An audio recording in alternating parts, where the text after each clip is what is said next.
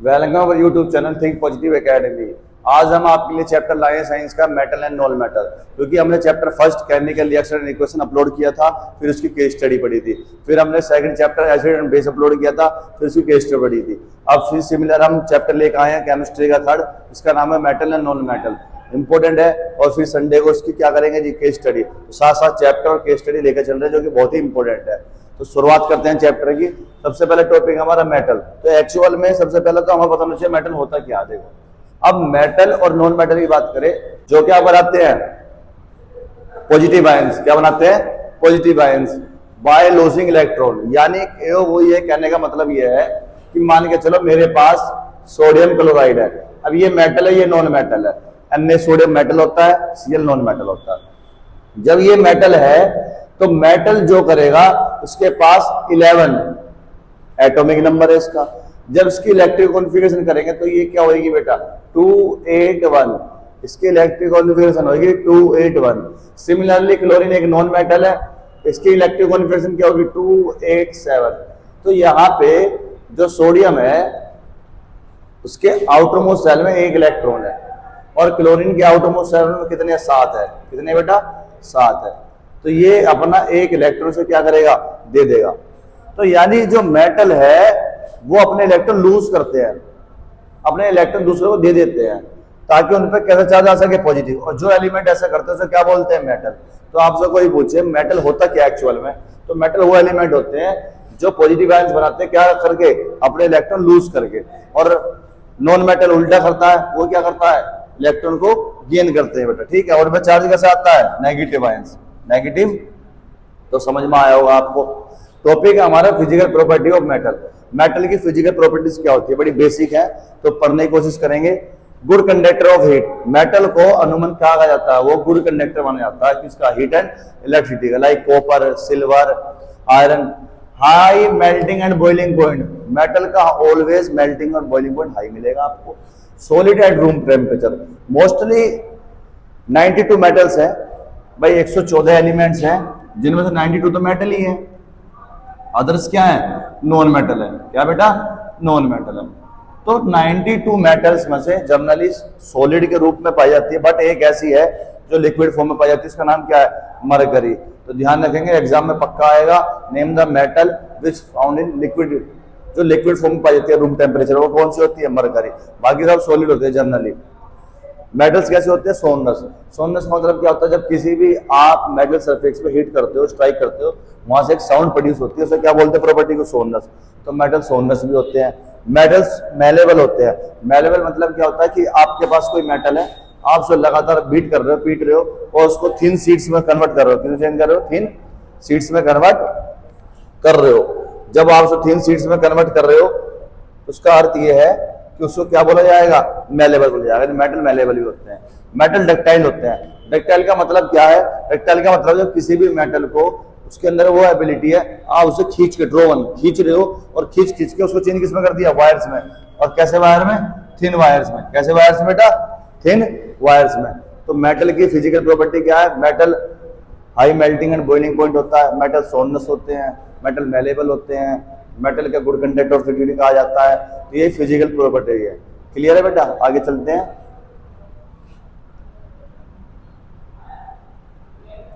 बड़ा ही important topic है बेटा, बड़ा ही इंपॉर्टेंट टॉपिक है, एनसीईआरटी का। हाईलाइट नहीं करते हम, बहुत बार इग्नोर कर देते हैं। Gold is the most ductile metal. जो गोल्ड है वो सबसे ज्यादा डक्टाइल। पूछा जाता है कि सबसे मोस्ट डक्टाइल मेटल का नाम बताओ, गोल्ड है। और गोल्ड इतना डक्टाइल है कि 1 ग्राम गोल्ड में आप 2 किलोमीटर रास्ता, एनसीईआरटी बुक में ये लिखा हुआ है सब क्लियरली, 1 ग्राम गोल्ड में आप कितना रास्ता तय कर सकते हो, 2 किलोमीटर तक का आप उसको खींच के बड़ा कर सकते हो। यानी गोल्ड सबसे डक्टाइल है, because gold is very soft for bending. वो बहुत ज्यादा सॉफ्ट होता है जब से बेंड करते हैं। But we can't use wire of gold in our home. But घर में हम गोल्ड के वायर को यूज नहीं कर सकते, ठीक है। लाइक ये गोल्ड अच्छा गुड कंडक्टर नहीं माना जाता ना, इसलिए। तो यहां पे बात करते हैं केमिकल प्रॉपर्टी ऑफ मेटल। ये भी बड़ी इंपॉर्टेंट है, केमिकल प्रॉपर्टी ऑफ मेटल। इसमें कहा जा रहा है कि जब मेटल रिएक्ट करता है ऑक्सीजन से, मेटल जब ऑक्सीजन से रिएक्ट करता तो क्या बनाता, तो मेटल ऑक्सीजन से रिएक्ट करके क्या बनाता है, मेटल ऑक्साइड। मेटल ऑक्साइड, जैसे एग्जांपल लेते हैं, मेरे पास यहाँ मेटल है, यहाँ ऑक्सीजन है, मेटल ने ऑक्सीजन से अभिक्रिया करी तो ये बना, ये क्या बना, ये बना मेटल, ये क्या बना, ऑक्साइड। तो इसका नाम क्या, मैग्नीशियम ऑक्साइड। इसका नाम क्या, कॉपर ऑक्साइड। ये मेटल है, ये ऑक्सीजन है। आगे चलते हैं बेटा, हमारा टॉपिक है different metals react in different ways with oxygen. बड़ा ही इंपॉर्टेंट टॉपिक है, एनसीईआरटी का टॉपिक है और एग्जाम में जरूर आता है। क्या कह रहा है, वो कह रहा है metals like potassium and sodium. Potassium और सोडियम जो है वो इतने हाई रिएक्टिव होते हैं, strongly react with oxygen, oxygen से रिएक्ट करके दे कैचेस फायर, वो क्या कर लेते हैं बेटा, आग पकड़ लेते हैं ओपन में। So they are kept in the kerosene oil to avoid accidental fire. अब पेपर में पहला क्वेश्चन पे आएगा कौन से मेटल ऐसे हैं जो ऑक्सीजन से रिएक्ट करके आग पकड़ लेते हैं, तो आंसर क्या आएगा, पोटेशियम और सोडियम मेटल्स। फिर क्वेश्चन ये आएगा तो केरोसिन ऑयल में क्यों रखते हैं इमर्ज करके, टू अवॉइड एक्सीडेंटल फायर, क्योंकि अचानक से क्या हो सकता है, एक इंसिडेंट घटना, एक्सीडेंटल फायर हो सकता है, यानी जो हीट है वो ज्यादा प्रोड्यूस हो सकती है। आगे चले, नाउ यू कैन सी कि आपने देखा होगा कि सोडियम को किसके अंदर रख रखा है, केरोसिन के अंदर रख रखा है। देखो यहाँ पे आप सोडियम को किसके अंदर रख रखा है, केरोसिन के अंदर, ताकि उसे ऑक्सीजन में रखेंगे तो क्या पकड़ लेगा, आग पकड़ लेगा, तो इसलिए केरोसिन में रखना पड़ता है। ऐसे मैग्नीशियम को कवर किससे जा रहा है, मैग्नीशियम को कवर करते हैं किससे बेटा, ऑक्साइड लेयर से। तो कुछ मेटल ऐसे होते हैं जो बहुत रिएक्टिव होते हैं, ऑक्सीजन रिएक्ट करके क्या कर लेते हैं बेटा, आग पकड़ लेते हैं। सिमिलरली आप यहां देखोगे एट रूम टेम्परेचर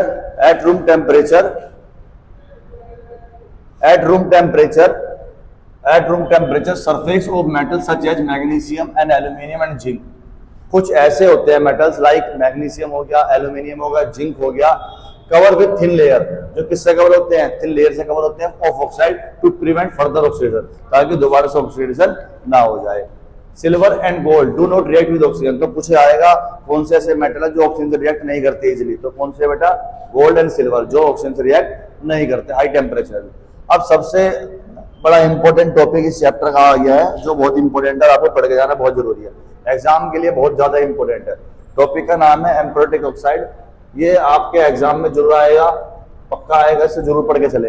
एम्फोरेटिक ऑक्साइड बहुत इंपॉर्टेंट टॉपिक है, एग्जाम में आता ही आता है, इसे जरूर पढ़ के चलेंगे, नजर बना कर रखेंगे। टॉपिक क्या कह रहा है, वो ऑक्साइड, वो मेटल ऑक्साइड जो रिएक्ट करते हैं, बोथ एसिड से भी रिएक्ट कर रहे हैं, बेस से भी, वो मेटल ऑक्साइड जो एसिड से भी रिएक्ट कर सकते हैं, बेस से भी कर सकते हैं, एसिड से भी कर सकते हैं, बेस से भी कर सकते हैं, और क्या प्रोड्यूस कर रहे हैं, सोल्ट और वाटर, क्या प्रोड्यूस कर रहे हैं, सोल्ट और वाटर। तो जो मेटल ऑक्साइड एसिड और बेस दोनों से रिएक्ट करके सोल्ट और वाटर प्रोड्यूस करते हैं, इस प्रकार के प्रोसेस को क्या बोलते हैं, एम्फोरेटिक ऑक्साइड बोलते हैं। अब इसमें एक वो है कि एल्यूमिनियम और जिंक, ये दो ऐसे हैं जिसको क्या कहा जाता है, एम्फोरेटिक ऑक्साइड बेटर होते हैं, जो क्या करते हैं, एसिड और बेस दोनों से अभिक्रिया कर लेते हैं। वी रिमेंबर कौन से होते हैं ज्यादा एग्जांपल में, या तो एल्यूमिनियम लोगे या जिंक लोगे।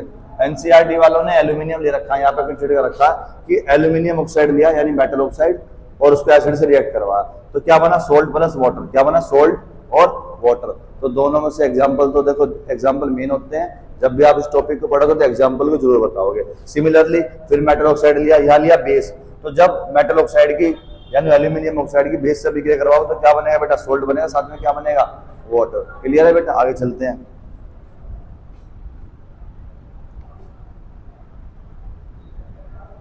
हमारे पास जो नेक्स्ट टॉपिक है वो केमिकल प्रॉपर्टी चल रही है मेटल की, अभी भी केमिकल प्रॉपर्टी चल रही है।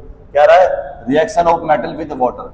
यदि वाटर की बात करें तो वाटर में हमारी एनसीईआरटी बुक यदि आप खोलो तो वाटर को बता रखा है कोल्ड वाटर, हॉट वाटर और स्टीम वाटर, 3 प्रकार के वाटर होते हैं, और तीनों से अलग अलग मेटल क्या करते हैं, रिएक्ट करते हैं। ठीक है, पता होना चाहिए आपको। तो बताया गया है कि यदि मेटल वाटर से रिएक्ट करता है तो क्या बनाता है, ऑलवेज मेटल ऑक्साइड बनाता है, साथ में क्या बनाता है, हाइड्रोजन गैस। पेपर में पूछा जाता है when metal react with water then what will happen, क्या होगा, तो क्या बनेगा, it produce metal oxide and hydrogen gas. तो मेटल ऑक्साइड फिर वाटर से अभिक्रिया करेगा तो क्या बनाएगा, मेटल हाइड्रोक्साइड। क्या बनाएगा बेटा, मेटल हाइड्रोक्साइड, बी रिमेंबर। तो सोडियम और पोटेशियम दो ऐसे मेटल है जो किससे रिएक्ट करते हैं, कोल्ड वाटर से। किससे रिएक्ट करते हैं, कोल्ड वाटर। तो पेपर में क्वेश्चन पूछा जाएगा, name the 2 metal which reacted cold water and right the chemical equation. तो कोल्ड वाटर से कौन से रिएक्ट करते हैं, बड़ा इंपॉर्टेंट क्वेश्चन एग्जाम के लिए।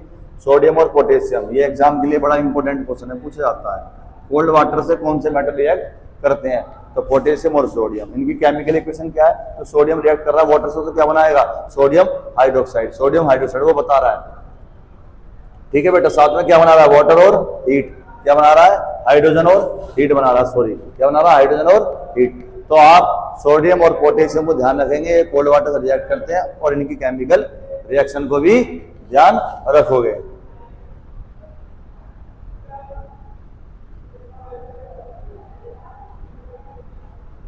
अब यहाँ पे देखो कि पोटेशियम की भी अभिक्रिया हो रही है वाटर से, तो क्या बना रहा है? पोटेशियम हाइड्रोक्साइड बना रहा है, हाइड्रोजन बना रहा है, साथ में क्या निकल रही है बेटा? हीट, क्योंकि हाईली रिएक्टिव होते हैं, ठीक है। बात करें कैल्शियम की, तो कैल्शियम जो है लेस वॉयलेंट होता है, और हाइड्रोजन टू कैचेस फायर, ठीक है। अब सोडियम और पोटेशियम के बारे में अभी आपने पढ़ा था, ये ज्यादा रिएक्टिव नहीं होता। कैल्शियम की बात करें, मेटल की बात करें, ठीक है।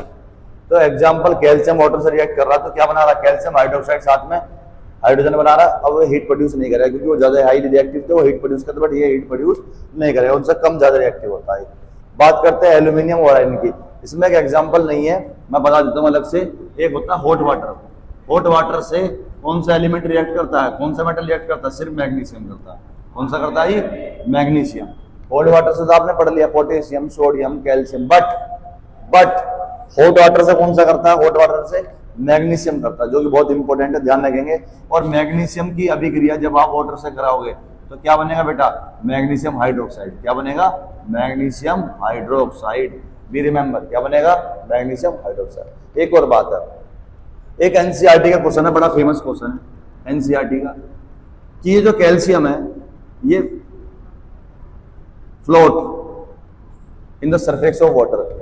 वाटर की सरफेस पे क्या करता है बेटा? फ्लोट करता है। और ये कई बार एग्जाम में पूछा गया है, एनसीईआरटी का क्वेश्चन है, बच्चे इग्नोर मार देते हैं कि कैल्शियम फ्लोट क्यों करता है। तो रीजन, जब कैल्शियम वाटर से रिएक्ट करता है, फॉर्मेशन ऑफ हाइड्रोजन गैस, वो क्या बनाता है? हाइड्रोजन गैस के बबल्स बनाता है, जिसकी वजह से वो वाटर सरफेस पे क्या करता है बेटा? फ्लोट करता है। तो बड़ा छोटा सा क्वेश्चन था एनसीईआरटी का, बट कभी कभी एग्जाम में बड़ी परेशानी कर देता है। तो ध्यान रखेंगे, कैल्शियम वाटर फ्लोट क्यों करता है? क्योंकि वो फॉर्म करता है क्या? हाइड्रोजन गैस के बबल, जिसकी वजह से वो फ्लोट करता है। आएगा एक 1 मार्क्स का ही। अब आपसे कह रहा है जो ये एल्यूमिनियम और आयरन है, ठीक है, ये सोलुबल नहीं है, but they do not react with hot and other water. तो सिर्फ किससे करते हैं? स्टीम वाटर से करते हैं। किससे करते हैं जी? स्टीम वाटर से। ना तो ये कोल्ड से करते, ना ये हॉट से करते। ओनली एंड ओनली ये दो एलिमेंट किससे रिएक्ट करते हैं? React only steam water. किससे करते हैं बेटा? Steam water. सिर्फ और सिर्फ किससे करेंगे? स्टीम वाटर से करेंगे। सिर्फ और सिर्फ स्टीम वाटर से ये रिएक्ट करेंगे। बी रिमेंबर, ध्यान रखेंगे आप इस चीज को, ठीक है बेटा। नेक्स्ट आगे चलते हैं। अब बच्चे क्या करते हैं, ये तो याद कर लेते हैं, कोल्ड वाटर से सोडियम करता है, पोटेशियम करता है, हॉट वाटर से मैग्नीशियम करता है, स्टीम वाटर से एल्यूमिनियम आयरन करता है। बट बी रिमेंबर, जो स्टीम वाटर वाला क्वेश्चन है ये बोर्ड में बड़ा फेमस पूछा गया है। स्टीम वाटर से कौन कौन से मेटल करते हैं? एक एल्यूमिनियम करता है, एक आयरन करता है। इनकी केमिकल इक्वेशन भी आपको लर्न करनी पड़ेगी, एग्जाम में कई बार पूछी गई है, बहुत इंपॉर्टेंट क्वेश्चन है। पहली बात तो ये पूछेगा, name the metal which react steam water and right with chemical equation with balancing. तो ध्यान रखेंगे, स्टीम वाटर से कौन से रिएक्ट करते हैं? एल्यूमिनियम और आयरन करते हैं। एल्यूमिनियम जब वाटर से रिएक्ट करता है तो क्या बनाता है? एल्यूमिनियम ऑक्साइड बनाता है, साथ में हाइड्रोजन गैस। जब आयरन करता है वाटर से तो क्या बनाता है बेटा? फेरिक ऑक्साइड बनाता है। क्या बनाता है? और साथ में क्या बनाता है? Hydrogen gas. क्या बनाता है? Hydrogen gas. तो बी रिमेंबर, इनको हल्के में ना ले, याद करके जरूर चले, तो बच्चे कई बार हल्के में ले जाते हैं। आपका टॉपिक है reaction of metal with acid. Metal की एसिड से रिएक्शन करवानी है तो क्या होगा? ये तो आपने एसिड बेस एंड सोल्ट में ही पढ़ा होगा। तो जब मेटल रिएक्ट करता है किससे? एसिड से, तो ध्यान रखेंगे ऑलवेज वो क्या बनाता है? Salt plus hydrogen gas. क्या बनाएगा बेटा? सोल्ट प्लस हाइड्रोजन गैस, ठीक है। फिर एग्जांपल, ये हमारे पास क्या है? मेटल है, ये सारे एसिड है। तो जब मेटल एसिड से अभिक्रिया करता है तो क्या बनाता है? Salt plus hydrogen gas, salt plus hydrogen gas, salt plus hydrogen gas. Very simple. तो ये एसिड बेस और सोल्ट में भी हम पढ़ चुके हैं, तो बी रिमेंबर हमें याद जरूर होगा।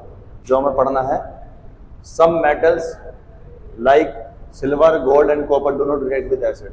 तो पेपर में पूछा जाएगा कौन कौन से मेटल ऐसे हैं डीपली बना रखे हैं, सिल्वर, गोल्ड एंड कॉपर, जो एसिड से रिएक्ट नहीं करते हैं। Reaction of metal with solution of other metal and salt. तो यदि मेटल ए की हमने सोल्ट सॉल्यूशन बी से अभिक्रिया करवाई तो ये बनाएगा salt solution A plus metal B. तो ये क्या कह रहा है, मैं आपको एग्जांपल देता हूँ, अच्छे से क्लियरफाई करता हूँ मैं आपको। ध्यान देंगे बेटा यहाँ पे, पहले मैं थोड़ा सा ये समझा देता हूँ आपको। ये कह रहा है कि मेरे पास एक मेटल है आयरन, यहाँ पे मेरे पास कॉपर सल्फेट है, ठीक है, यहाँ पे मेरे पास कॉपर सल्फेट है, यहाँ पे मेरे पास आयरन सल्फेट है। ये रिएक्शन होगी और ये नहीं हो पाई, तो इसके पीछे रीजन क्या है वो जानने की कोशिश करते हैं। तो जब आयरन ने कॉपर से रिएक्ट किया, कॉपर सल्फेट से, तो उसको डिस्प्लेस कर दिया। तो उसका रीजन ये है कि यहाँ पे आयरन इज मोर रिएक्टिव, वो उससे ज्यादा रिएक्टिव है, पावरफुल है, किससे बेटा, कॉपर से। तो जब कोई भी मेटल या कोई भी एलिमेंट किसी दूसरे से ज्यादा रिएक्टिव होगा तो वो डिस्प्लेस कर सकता है। यहाँ सिमिलरली कॉपर आयरन से कम रिएक्टिव है, ये लेस रिएक्टिव होता है, ये कॉपर कम रिएक्टिव होता है आयरन से, वो उसको डिस्प्लेस कर ही नहीं पाएगा, तो रिएक्शन पॉसिबल कैसे होएगी। तो कॉपर यहाँ पे क्या है, कम रिएक्टिव है एज कंपेयर टू आयरन। तो वो आपको समझाने की कोशिश कर रहा था इस एक्टिविटी में। सिमिलरली यहाँ आप देखो, सिमिलरली कि आयरन सल्फेट है आपके पास, आयरन सल्फेट, और आपके पास कॉपर है, तो क्या कॉपर आयरन को डिस्प्लेस कर पाएगा, नहीं कर पाएगा, क्योंकि क्या है, कॉपर क्या है, कॉपर क्या है, लेस रिएक्टिव है। सिमिलरली यहाँ पे कॉपर सल्फेट है, यहाँ पे आयरन है, ठीक है, गलत लिखा हुआ है, यहाँ पे क्या आएगा बेटा, आयरन आएगा, क्या आएगा, आयरन आएगा, ठीक है। तो आपको इस चीज का ध्यान रखना है, क्या आयरन कॉपर सल्फेट डिस्प्लेस कर पाएगा, हाँ जी कर पाएगा। क्यों, क्योंकि आयरन इससे ज्यादा क्या होता है बेटा, रिएक्टिव होता है। जो एलिमेंट ज्यादा रिएक्टिव होता है वो किसी भी दूसरे एलिमेंट को जो कम रिएक्टिव होता है उसको डिस्प्लेस इजीली कर सकता है। भी क्लियर है।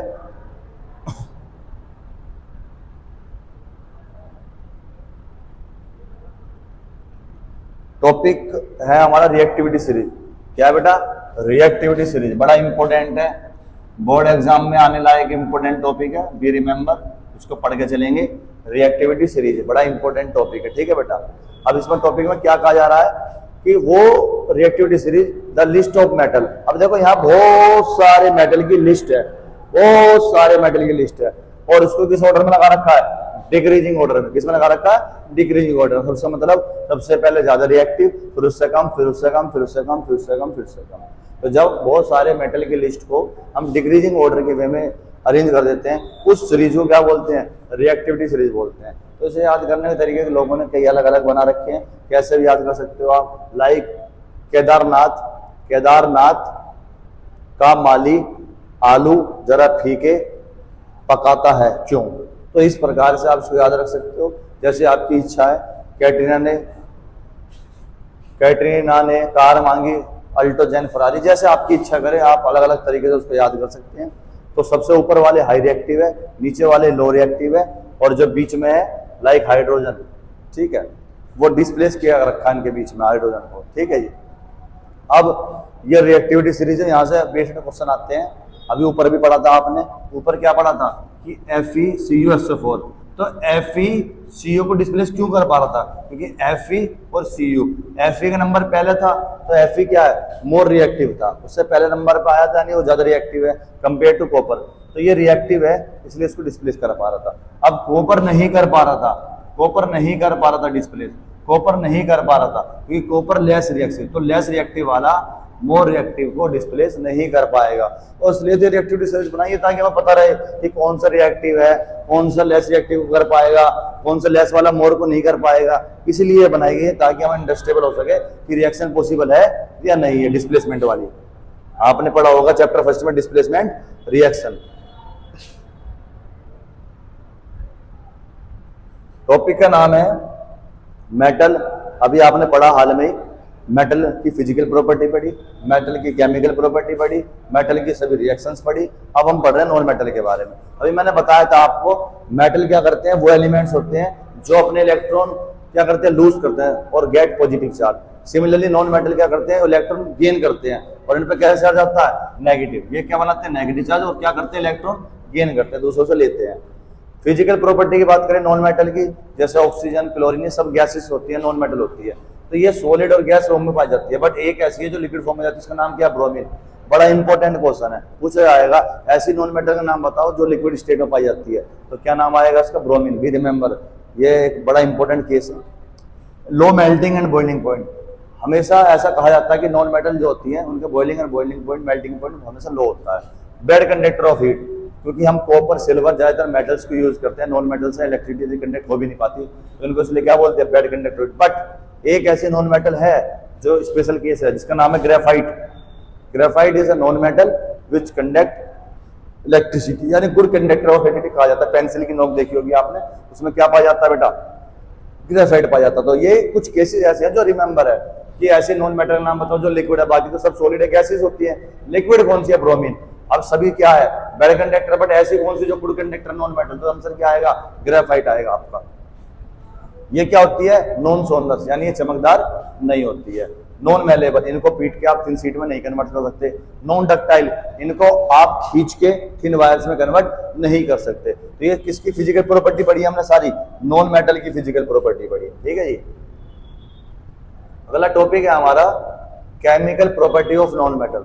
तो जब केमिकल प्रॉपर्टी की बात करते हैं नॉन मेटल की, reaction of non metal with water, तो नॉन मेटल की जब रिएक्शन करेंगे वाटर के साथ में तो क्या होगा, तो नॉन मेटल जब वाटर से रिएक्ट करेगा तो क्या बनाएगा, कोई रिएक्शन नहीं बनाएगा। नॉन मेटल एसिड से रिएक्ट करेगा तो कोई भी रिएक्शन नहीं बनाएगा, ठीक है। अब वाटर को आप लो और नॉन मेटल को लो, आप कोई भी नॉन मेटल ले लो आप, तो यहाँ भी इधर भी गैसेस है, इधर भी गैसेस है, तो वो एप्लीकेबल हो ही नहीं पा रही है, रिएक्ट ही नहीं कर पा रही है वो, ठीक है जी। क्योंकि इन पे भी नेगेटिव चार्ज, इनमें पॉजिटिव चार्ज, इसमें नेगेटिव चार्ज, तो किससे रिएक्ट करेगा वो, तो रिएक्शन पॉसिबल ही नहीं है। तो नॉन मेटल वाटर से भी करेगा तब भी नहीं बना पाएगा, नॉन मेटल एसिड से करेगा तब भी रिएक्शन नहीं बनती बेटा, बी रिमेंबर।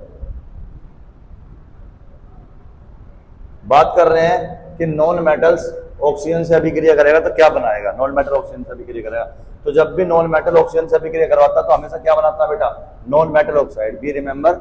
जब भी नॉन मेटल ऑक्सीजन से अभिक्रिया करता है तो क्या बनाता है बेटा, नॉन मेटल ऑक्साइड। देखो यहाँ पे क्या पे नॉन मेटल है, साथ में क्या है, ऑक्सीजन है, इससे अभिक्रिया क्या बनाई, नॉन मेटल ऑक्साइड बनाई। सिमिलरली जब नॉन मेटल मेटल से अभिक्रिया करता है, किससे, मेटल से, तो नॉन मेटल ने मेटल से अभिक्रिया करी तो क्या बनेगा, सोल्ट या मेटल ऑक्साइड बनेगा, सोल्ट या मेटल ऑक्साइड बनेगा। जैसे आपने क्या यहाँ पे लिया, आपने यहाँ पे लिया मेटल, यहाँ पे ली नॉन मेटल, जब दोनों की अभिक्रिया क्या बनी, सोल्ट बना, NaCl क्या है, सोल्ट बना, ठीक है बेटा। तो ये तो आपको देखो लर्निंग प्रोसेस ज्यादा है इस चैप्टर में, किससे क्या बनेगा, आपको साथ साथ समय के साथ क्या करना पड़ेगा, पढ़ना पड़ेगा। ये बड़ा इंपॉर्टेंट टॉपिक है, यहाँ से 100% एग्जाम में क्वेश्चन आने के पूरे चांस है, थोड़े बहुत भी नहीं, पूरे ही चांस है, पढ़ना पड़ेगा आपको, बड़ा इंपॉर्टेंट चैप्टर है भी।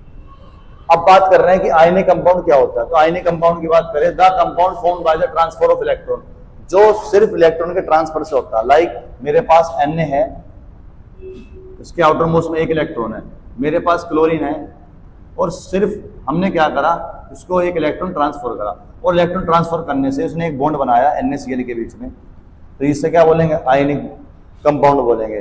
तो आयनिक कंपाउंड क्या होता है, जब फॉर्म होता है जब इलेक्ट्रॉन क्या हो रहे हैं, ट्रांसफर हो रहे हैं। तो यहाँ पे आप देखो कि इलेक्ट्रॉन क्या हो रहे हैं, ट्रांसफर, मेटल नॉन मेटल को अपने इलेक्ट्रॉन ट्रांसफर कर रहा है, उससे वापस ले नहीं रहा, शेयर नहीं कर रहा, सिर्फ और सिर्फ ट्रांसफर कर रहा है। जो ट्रांसफर होते हैं इलेक्ट्रॉन, उसे क्या बोलते हैं, आयनिक कंपाउंड। कुछ प्रॉपर्टी आयनिक कंपाउंड की जो बहुत इंपॉर्टेंट है, NCERT में लिखी हुई है, they are solid and hard. Ionic compound generally solid पाए जाते हैं और हार्ड पाए जाते हैं। High melting and boiling point, जो आयनिक कंपाउंड होते हैं उनका मेल्टिंग एंड बॉइलिंग पॉइंट बहुत हाई होता है, and soluble in water and insoluble in petrol. Water में तो सोलुबल होते हैं, बट इनसोलुबल होते हैं किसमें, पेट्रोल और केरोसिन में। अब आप NCERT देखो तो उसमें बता रखा melting and boiling point high क्यों होता है।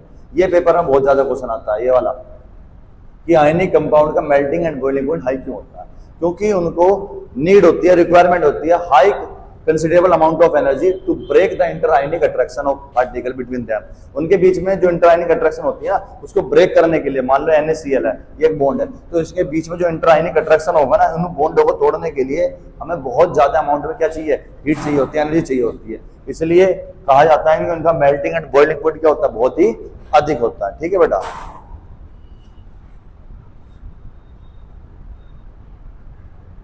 जो चौथी प्रॉपर्टी है ये भी बहुत इंपॉर्टेंट है, कह रहे हैं good conductor of electricity in aqueous solution and molten state but do not conduct in solid state. अब सॉलिड स्टेट में आयनिक कंपाउंड सॉलिड स्टेट में है और वहां पे इलेक्ट्रिसिटी कंडक्ट नहीं हो पा रही, रीजन क्योंकि इसका जो स्ट्रक्चर होता है बहुत रिजिड होता है, इलेक्ट्रॉन बहुत पास पास होते हैं, सॉरी पार्टिकल्स बहुत पास पास होते हैं। स्ट्रक्चर कैसे पाया जाता है इसका, रिजिड स्ट्रक्चर पाया जाता है। रिजिड स्ट्रक्चर पाया जाता है, जिसके कारण उनको इलेक्ट्रॉन को मूव होने की जगह ही नहीं मिलती। Electron doesn't move, electron move ही नहीं हो पाते, और जब इलेक्ट्रॉन मूव नहीं हो पाएंगे स्ट्रक्चर रिजिड होने के कारण, तो सॉलिड स्टेट से इलेक्ट्रिसिटी कंडक्ट नहीं हो पाएगी। अब मोल्टन स्टेट से तो आप कर लोगे, रीजन क्योंकि वहां पे क्या होता है, वहां पे क्या स्ट्रक्चर इतना रिजिड नहीं होता है as compare to solid state, वहां पे इलेक्ट्रॉन इजीली मूव कर जाते हैं, जिसकी वजह से मोल्टन स्टेट से इलेक्ट्रिसिटी पास हो जाती है। रीजन एनसीईआरटी में लिखा हुआ है, यू कैन सी, बहुत इंपॉर्टेंट है, इसको हल्के में ना ले टॉपिक को। बात कर रहे हैं जी आपसे फॉर्मेशन ऑफ आयन, बड़ा इंपॉर्टेंट टॉपिक है, जनरली बोर्ड एग्जाम में बहुत ज्यादा पूछा जाता है, तो उसको ध्यान रखेंगे, एग्जाम की दृष्टि से बड़ा इंपॉर्टेंट है। इसका नाम क्या है, फॉर्मेशन ऑफ NaCl या MgO मैग्नीशियम ऑक्साइड, किसी का भी आ सकता है फॉर्मेशन, ठीक है। तो आपसे फॉर्मेशन में पूछा गया NaCl का, तो सबसे पहले तो हम पता लगाएंगे कि Na में कितने एटॉमिक नंबर है, इसका 11। अब 11 नंबर है, तो जब इसकी रिएक्टिव कॉन्फिगरेशन करेंगे तो पहली सेल में कितने इलेक्ट्रॉन आएंगे, 2, फिर 8, फिर 1, तो आउटर मोस्ट में कितने इलेक्ट्रॉन आए, 1। तो मेटल ऑलवेज क्या करेंगे, इलेक्ट्रॉन को क्या करते हैं, लूज करते हैं, ठीक है। तो इस प्रकार से रिप्रेजेंट करेंगे। नॉन मेटल गेन करते हैं तो उन्हें सबसे पहले दिखाएंगे, उसके बाद उन पर कैसा आ जाता है, नेगेटिव, इन पर कैसा आ जाता है, पॉजिटिव चार्ज आता है। अब यहाँ पे सोडियम की आउटर मोस्ट में कितने इलेक्ट्रॉन है, 1। यहाँ पे क्लोरीन की, यहाँ पे क्लोरीन के आउटर मोस्ट में कितने इलेक्ट्रॉन है, 7। तो एक इलेक्ट्रॉन जब ये इसको देगा, तो सिमिलरली अगले वाले स्टेप में सोडियम ने क्लोरीन को दिया, तो ये माना जाएगा अब लूज कर दिया इसने इलेक्ट्रॉन, प्लस चार्ज। क्लोरीन ने से लिया तो उस पर क्या चार्ज आएगा, माइनस माना जाएगा। 7 इलेक्ट्रॉन थे आउटर मोस्ट में, एक इलेक्ट्रॉन उसने क्या करा, लिया। तो ये होती है फॉर्मेशन ऑफ आयन। इसका मतलब ये है कि जितने भी आपके पास आउटर मोस्ट में इलेक्ट्रॉन होंगे वो रिप्रेजेंट करोगे इधर, नॉन मैटर के करोगे इधर, दोनों को प्लस करने के बाद एरो बना के आपने दिखाया कि इसको मेटल दिया पॉजिटिव चार्ज आया, इसने इससे लिया तो कैसे चार्ज आया, इस पे नेगेटिव चार्ज आया, ठीक है बेटा।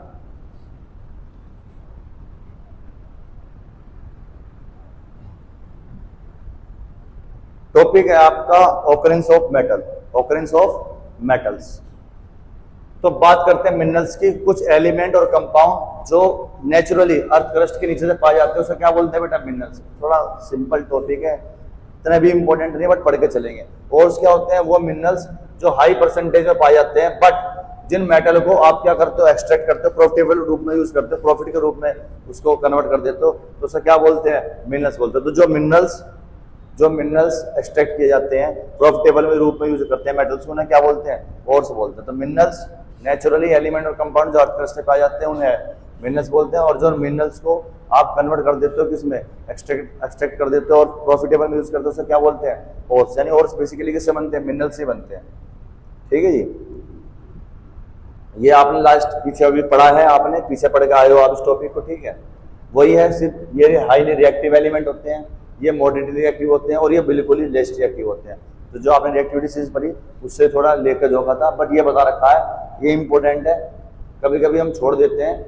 ये एनसीईआरटी का 20 का डीपली पॉइंट है कि फ्री स्टेट में रिएक्टिव एलिमेंट नहीं पाए जाते हैं, ध्यान रखेंगे। क्वेश्चन आएगा कौन कौन से एलिमेंट ऐसे हैं मेटल जो फ्री स्टेट में नहीं पाए जाते हैं, तो जो शुरू के हैं potassium, sodium, calcium, magnesium, aluminium, ये फ्री स्टेट में नहीं पाए जाते हैं। अब ये जो बीच वाले हैं मॉडरेट रिएक्टिव, कम ज़्यादा भी है कम भी है, तो ये सल्फाइड, ऑक्साइड, कार्बोनेट, अब एक प्रोसेस आएंगी जब इनको पढ़ोगे आप, और mainly reduction by using carbon, ये कार्बन के द्वारा रिडक्ट हो जाते हैं। दूसरा जो फ्री स्टेट में पाए जाते हैं वो कौन से मेटल है, वो क्या है, सिल्वर और गोल्ड, ये बड़ा इंपॉर्टेंट है। उन मेटल का नाम बताओ जो फ्री स्टेट में इजीली पाए जाते हैं, तो कौन से फ्री स्टेट में जो पाए जाने वाले हैं, वो गोल्ड और सिल्वर, गोल्ड और सिल्वर। तो ध्यान रखेंगे, बड़ा इंपॉर्टेंट क्वेश्चन है, पूछा जाता है एग्जाम में। यहाँ पे एक छोटे से टॉपिक के बारे में जिक्र की गई है, क्या बताया गया है, extraction of metal from ores. जब एक्सट्रैक्शन करते हैं मेटल कहाँ से, ओर्स से, तो सबसे पहले स्टेप फर्स्ट होता है enrichment of ores, step second होता है extraction of metal, and third step होता है रिफाइनिंग ऑफ मेटल। इसके द्वारा बाय स्टेप इनकी प्रोसेस होती है। तो सबसे पहले इनरिचमेंट होता है और का, फिर एक्सट्रैक्शन होता है, फिर क्या होता है बेटा, रिफाइनिंग ऑफ मेटल, ठीक है बेटा, ध्यान देंगे। अब ये एनसीईआरटी का ही कुछ लेखा जोखा है, आपने एनसीईआरटी की बुक देखी होगी, तो एनसीईआरटी बुक में कुछ ऐसे ही सिमिलर करके लिखा हुआ है। तो उसने बता रखा है कि सबसे पहले स्टेप क्या होगा, फिर सेकंड स्टेप क्या होगा, थर्ड स्टेप क्या होगा। तो जो और होते हैं, क्या होते हैं बेटा, ओर्स होते हैं। ओर्स आप देख सकते हो, तो सबसे पहले इनका कंसंट्रेशन ऑफ ओर की बात करें तो सबसे पहले हाई रिएक्टिविटी, मीडियम रिएक्टिविटी और लो रिएक्टिविटी, तीनों अलग अलग प्रकार के लिए। तो उसमें बताया गया है कि जो हाई रिएक्टिविटी होते हैं उनको आप इलेक्ट्रोलाइज कर सकते हो किसमें, मोल्टन ओर में, इसको हम क्या बोलते हैं, प्योर मेटल बोलते हैं। क्या बोलते हैं, प्योर मेटल बोलते हैं। जो मीडियम रिएक्टिविटी होते हैं उनको कार्बोनेट ओर में यूज करते हैं या सल्फाइड ओर, और जब इनको हीट करते हैं तो इजीली क्या बना लेते हैं, ऑक्साइड बना लेते हैं बेटा, जिसको हम रोस्टिंग भी बोलते हैं। एक रोस्टिंग बोलते हैं और एक को कैल्सिलेशन बोलते हैं। अभी पढ़ोगे आप, तो कैल्सिलेशन प्रोसेस बोलते हैं जब कार्बोनेट ओर को हीट करते हैं, और रोस्टिंग बोलते हैं जब सल्फाइड ओर को हीट करते हैं। ठीक है जी, इसमें लिमिटेड एयर लेनी पड़ती है और इसमें आप प्रेजेंटली एयर दे सकते हो कितने भी। अब इसमें बता रखा कैल्सिनेशन को, रोस्टिंग को, जब इनको ऑक्साइड ऑफ मेटल निकाल सकते हो तो आप कार्बन के द्वारा क्या कर सकते हो, रिडक्शन कर सकते हो, वहां पे आप मेटल का प्यूरिफिकेशन कर सकते हो। जो लो रिएक्टिविटी होते हैं उनको ज्यादातर किससे करते हैं हम, सल्फाइड ओर से करते हैं। उस प्रोसेस का नाम क्या है बेटा, रोस्टिंग, जैसे मेटल को कर रहे हैं आप, और साथ में क्या करते हैं उसकी रिफाइनिंग करते हैं। तो एनसीईआरटी में एक चार्ट है, तो इसके अकॉर्डिंग बता रखा है कि क्या क्या आप कर सकते हो, क्या क्या आप नहीं कर सकते हो। कुछ टर्म्स है जो बहुत इंपॉर्टेंट है, पढ़नी जरूरी है आपको, एग्जाम में आएगी। ये तो लगभग चांसेस पूरे हैं कि आपको एग्जाम में देखने को मिलेगी। बहुत ज़्यादा पूछी जाती है रोस्टिंग और कैल्सिनेशन क्या होता है, बहुत इंपॉर्टेंट है, आपको आनी चाहिए मेरे हिसाब से। तो हमारा कुछ इंपॉर्टेंट टर्म में टॉपिक है, लाइक टॉपिक का नाम है extraction of metal from ores. Extraction कैसे करते हैं, ठीक है, मेटल का ओर से, ये स्टेप पूछे जाते हैं बोर्ड के पेपर में, बहुत इंपॉर्टेंट क्वेश्चन है। तो गैंग्यू के बारे में बात कर रहे हैं। Ores are usually contaminated and large amount of impurity. जो ओर्स होते हैं उनमें लगातार बहुत ज्यादा मात्रा में सोइल और सैंड के रूप में इम्प्योरिटीज पाई जाती है, निकलती है, जिनको हम क्या नाम दे दिया हमने, गैंग्यू नाम दे दिया। एक प्रोसेस है रोस्टिंग, एक कैल्सिनेशन। जब सल्फाइड ओर को कन्वर्ट करते हैं किसमें, ऑक्साइड में, सल्फाइड ओर ले रहे हैं, कौन से ओर ले रहे हैं जी, सल्फाइड ओर। और सल्फाइड ओर को जब आप ऑक्साइड में कन्वर्ट करते हो बाय हीटिंग स्ट्रांगली, बहुत अच्छे से हीट करके in the presence of excess air, और वो कन्वर्ट हो गया ऑक्साइड में, तो उसमें क्या बोलेंगे, रोस्टिंग। यहाँ पे आपने मेटल लिया, साथ में सल्फाइड और लिया, तो जिंक सल्फाइड को ऑक्सीजन से रिएक्ट करवाया तो क्या बना, जिंक ऑक्साइड, यानी आपका इजीली सल्फाइड और किसमें कन्वर्ट हो गया, ऑक्साइड में कन्वर्ट हो गया। और जब सल्फाइड और कन्वर्ट हो जाए ऑक्साइड में तो उसे क्या बोलते हैं, रोस्टिंग। कैल्सिनेशन क्या होता है, इसमें कार्बोनेट और लेते हैं, कौन से लेते हैं, कार्बोनेट, ये भी ऑक्साइड में कन्वर्ट होगा, बट इसमें क्या होता है, हीटिंग स्ट्रांगली तो करेंगे बट लिमिटेड एयर, साथ में आपकी जो एयर है वो लिमिटेड होगी। एनसीईआरटी में ये लिखा हुआ है। तो जिंक कार्बोनेट को जब आपने और लिया जिंक कार्बोनेट का, तो जब उसको हीट करेंगे तो किसमें कन्वर्ट हो जाएगा, वो जिंक ऑक्साइड में, इजीली ऑक्साइड लेयर बन जाएगी, और साथ में क्या बन जाएगी, CO2 बन जाएगी। तो रोस्टिंग और कैल्सिलेशन बड़ा इंपॉर्टेंट है। तो रोस्टिंग में सल्फाइड ओर को हीट करते हैं और कैल्सिलेशन में कार्बोनेट ओर को हीट करते हैं, ये ध्यान रखना बहुत जरूरी है। और इनका एग्जाम्पल भी बहुत इंपॉर्टेंट है, बिना एग्जाम्पल के आप लिखने की कोशिश करोगे तो टॉपिक क्या माना जाएगा आपका, गलत भी हो सकता है वो, ठीक है जी, बी रिमेंबर। अब आपका पास टॉपिक ये है रिडक्शन, क्या है जी, रिडक्शन। कुछ मेटल ऑक्साइड ऐसे हैं जिनको रिड्यूस कर सकते हैं, किसके द्वारा, मेटल्स को रिड्यूसिंग एजेंट के द्वारा, लाइक कार्बन। तो जैसे मेरे पास जिंक ऑक्साइड है, मेरे पास कार्बन है, मैंने बताया था जो मॉडरेट रिएक्टिव होते हैं वो कार्बन के द्वारा रिडक्ट हो सकते हैं। तो कार्बन इजीली क्या कर सकता है, उसको रिडक्ट कर सकता है, जैसे कि आप देख सकते हो। तो ध्यान रखना, कार्बन रिडक्शन कर सकता है जो मॉडरेट रिएक्टिव होते हैं, जो बीच में आते हैं रिएक्टिविटी सीरीज के।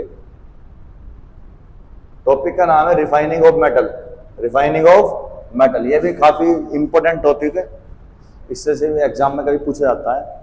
The most widely use method of refining impure metal, ये सबसे ज्यादा यूज होने वाला मेथड है जहां पे हम इम्प्योर मेटल को रिफाइन करते हैं। और जब इम्प्योर मेटल को रिफाइन करते हैं उसे क्या बोलते हैं, इलेक्ट्रोलाइटिक रिफाइनिंग। तो एनसीईआरटी में एक डायग्राम है जिसके थ्रू उसको बताया गया है, इजीली तरीके से बताया गया, देखने की कोशिश करेंगे इसको बेटा।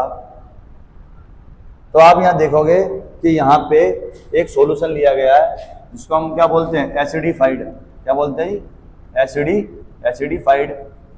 जो सॉल्यूशन किसका, कॉपर सल्फेट का, किसका बेटा, कॉपर सल्फेट का। यहाँ पे दो इलेक्ट्रोड लिए, एक कैथोड की एक एनोड की, एनोड में प्लस चार्ज होता है, कैथोड में माइनस चार्ज होता है। उसका हमने क्या कर रखा है, इलेक्ट्रिसिटी प्रोड्यूस कर रखी है। तो जब उसमें आप करंट फ्लो करते हो तो जो कैथोड और एनोड होती है, जो इम्प्योर कॉपर होता है, इम्प्योर कॉपर, वो सारा इम्प्योर कॉपर कहाँ भाग जाता है, एनोड की तरफ। और जो डस्ट पार्टिकल होते हैं वो सारे के सारे कहाँ इकट्ठे हो जाते हैं, नीचे बॉटम में, जिसको हम क्या बोलते हैं, एनोड मड। क्या बोलते हैं जी, एनोड मड। जितने भी डस्ट पार्टिकल है, जितने भी इंप्योरिटीज है, वो सारी के सारी एनोड पर अटैच हो जाएगी, और जितने भी इसका जो बेकार डस्ट है वो नीचे बैठ जाएगा, उसे एनोड मड बोलते हैं। जो प्योर मेटल है वो सारा कहाँ भागेगा, वो सारा कहाँ भागेगा, कैथोड की तरफ। हमेशा ध्यान रखना रिफाइनिंग ऑफ मेटल में जो प्योर मेटल है वो कैथोड की तरफ अटैच हो जाता है और जो इम्प्योर है वो एनोड की तरफ अटैच हो जाता है। और जितने भी डस्ट पार्टिकल इंप्योरिटीज है वो सारी नीचे बैठ जाती है, बॉटम में हम क्या बोलते हैं, एनोड नंबर बोलते हैं। पेपर में पूछा भी जाता है रिफाइनिंग ऑफ मेटल में एनोड और कैथोड पे क्या अटैच होता है, तो एनोड पे इम्प्योर होता है और कैथोड पे प्योर कॉपर होता है, तो ध्यान रखेंगे। और इलेक्ट्रोलाइट आपने कौन सा यूज किया है इसके अंदर, एसिडिफाइड कॉपर सल्फेट। कौन सा यूज किया है बेटा इलेक्ट्रोलाइट के रूप में, आपने जो सॉल्यूशन लिया है उसके अंदर क्या लिया है, कॉपर सल्फेट का लिया है। तो जो इम्प्योर कॉपर है वो एनोड पे जाएगा और जो प्योर है किस पे जाएगा, कैथोड पे, ध्यान रखेंगे। तो जब आपने करंट पास करा तो इम्प्योर मेटल जो था वो एनोड पे चला गया और प्योर मेटल जो था वो कहाँ चला गया, कैथोड पे चला गया। तो इसको ध्यान रखेंगे। रिफाइनिंग ऑफ मेटल में क्या होता है, इम्प्योर मेटल को आप रिफाइन करते हो, इसको इलेक्ट्रोलाइटिक रिफाइनिंग कहते हैं। इसके अंदर कैथोड और एनोड का यूज करते हैं और कॉपर सल्फेट एसिडिफाइड सॉल्यूशन लेते हो, जिसमें जो आपका प्योर मेटल है वो सारा कहाँ अटैच हो जाता है, कैथोड पे, और जो इम्प्योर है वो कहाँ पे हो जाता है, एनोड पे। और जो इलेक्ट्रोलाइट है वो क्या यूज करी आपने, एसिडिफाइड कॉपर सल्फेट। जो आपका टॉपिक है इसका नाम है कोरोजन। क्या नाम है जी, कोरोजन। ये टॉपिक आप हाल में ही फर्स्ट चैप्टर में ही पढ़ कर चुके हैं, थोड़ा बहुत आपको उसका नॉलेज होगी कोरोजन के बारे में, क्या होता है कोरोजन। कोरोजन को हिंदी में बोलते हैं जंग लगना, रस्टिंग ऑफ आयरन बोलते हैं। The surface of some metal like iron corroded, जब जो आयरन जैसे मेटल होते हैं उनकी सरफेस जंग लगता है। आप कैसे लगता है, तो आपने पढ़ा होगा कि जब कोई भी मेटल है जैसे लाइक आयरन है, अब ये संपर्क में आ गया, किसके संपर्क में आ गया, एयर के संपर्क में आ गया, मॉइस्चर के संपर्क में आ गया, एसिड के संपर्क में आ गया, वाटर के संपर्क में आ गया, तो इन सब चीजों के जब संपर्क में आ जाता है तो धीरे धीरे धीरे वो कैरोडेड होना स्टार्ट हो जाता है। तो इसी प्रोसेस को क्या बोलते हैं, कोरोजन बोलते हैं, या फिर क्या बोलते हैं, रस्टिंग ऑफ आयरन बोलते हैं। क्या बोलते हैं, रस्टिंग ऑफ आयरन। अब मैं एक जो बात बताने वाला हूँ जो हमारी मेटल नॉन मेटल में काम आएगी, एमसीक्यू में सबसे ज्यादा पूछे जाने वाला क्वेश्चन है, सबसे ज्यादा पूछा जाता है क्वेश्चन, याद रखोगे, बड़ा इंपॉर्टेंट है कि सिल्वर पर जब जंग लगता है तो कैसे कलर का हो जाता है, वो ब्लैक का हो जाता है, एमसीक्यू पूछा जाता है। कॉपर पे जब जंग लगेगा तो कैसे कलर का हो जाएगा, ग्रीन का, एनसीईआरटी का टॉपिक है। आयरन पे जब जंग लगेगा तो कैसे हो जाएगा बेटा, ब्राउन कलर का हो जाएगा, जिसको हम क्या बोलते हैं, रस्टी बोलते हैं।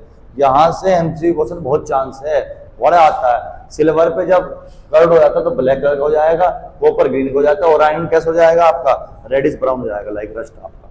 प्रिवेंशन ऑफ कोरिजन, ये आपने फर्स्ट चैप्टर में पढ़े थे। यदि कोरिजन लग गया, जंग लग गया, रस्टिंग ऑफ आयरन हो गई, तो उसको प्रिवेंट कैसे करोगे भैया, उसे प्रिवेंट करने के बहुत मेथड है। पेंट कर सकते हो, ऑयल कर सकते हो, ग्रीसिंग कर सकते हो, या गैल्वेनेशन कर सकते हो। अब ये गैल्वेनेशन क्या होता है, ये एक मेथड होता है जब आप स्टील और आयरन को प्रोटेक्ट कर रहे हो, मेटल को क्या कोटिंग करके, उसमें दूसरा मेटल कोटिंग करके उसकी लेयर चढ़ा के, किसकी, जिंक की। तो जब आप जिंक की लेयर डिपॉजिट कर देते हो किसी अदर मेटल पर, लाइक स्टील पे या आयरन पे, उस प्रोसेस को क्या बोलते हैं, गैल्वेनेशन बोलते हैं, गैल्वेनेशन। ठीक है। अब प्रिवेंशन ऑफ कोरोजन बड़ा इंपॉर्टेंट है, ऑयलिंग करते हैं, पेंटिंग करते हैं, ग्रीसिंग करते हैं, या गैल्वेनेसिंग करते हैं, तो आपको ध्यान रखना बड़ा इंपॉर्टेंट है। ठीक है बेटा। इस चैप्टर का लास्ट टॉपिक है आपका एलओए। एग्जाम में पूछा गया, 2025 के एग्जाम में पूछा गया था, बड़ा इंपॉर्टेंट टॉपिक है, बच्चे से हल्के में लेते हैं, तो ये आ जाता है कभी कभी एग्जाम में, बड़ा इंपॉर्टेंट है।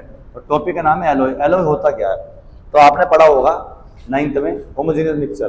तो homogeneous mixture, homogeneous mixture, homogeneous mixture. तो होमोजेनियस मिक्सचर क्या होता है, जब कुछ सब्सटेंस आपस में डिसॉल्व हो जाते हैं। तो एलओए एक होमोजेनियस मिक्सचर है जहां पे दो या उससे अधिक मेटल किसी मेटल के साथ या किसी नॉन मेटल के साथ अटैच होके जुड़ जाते हैं और एक क्या बनाते हैं बेटा, कंपाउंड सब्सटेंस बनाते हैं। तो उसे क्या बोलते हैं, एलओए बोलते हैं। जैसे आयरन है, अब कुछ उसमें स्मॉल अमाउंट में आपने कार्बन कर दिया ऐड, क्यों करा, ताकि वो हार्ड हो जाए, उसको टेंसिल स्ट्रेंथ ज्यादा मिल जाए। तो आपने क्या करा, एक मेटल के साथ में एक नॉन मेटल अटैच कर दी, तो ये एलओए बन गया। अब लाइक स्टील है हमारी एनसीईआरटी में, तो आयरन, निकेल, क्रोनियम, इन तीन चीजों को जब मिलाओगे तब जाकर क्या बनती है, स्टील बनती है। ब्रास कॉपर और जिंक से बनती है। ब्रोंज किससे बनता है, कॉपर और टिन। और एक रह गया आपका एनसीईआरटी का सोल्डर, इसमें क्या होता है बेटा, लेड और टिन। क्या होता है बेटा, लेड और टिन। तीनों क्या बोलते हैं, एसएन, और लेड को क्या बोलते हैं, पीवी। तो इन चारों में से जनरली बोर्ड में कॉम्पोजिशन पूछी जाती है कि स्टील में कौन सी कॉम्पोजिशन पाई जाती है, आयरन, निकेल और क्रोनियम। ब्रास में कौन सी पाई जाती है, कॉपर और जिंक पाई जाती है। ब्रोंज में कौन सी पाई जाती है, कॉपर और टिन। और सोल्डर में कौन सी पाई जाती है, लेड और टिन। ठीक है बेटा। तो इस चैप्टर में यही था। अब इसकी केस स्टडी के साथ हम संडे को मिलेंगे बेटा, ठीक है। Thank you for watching.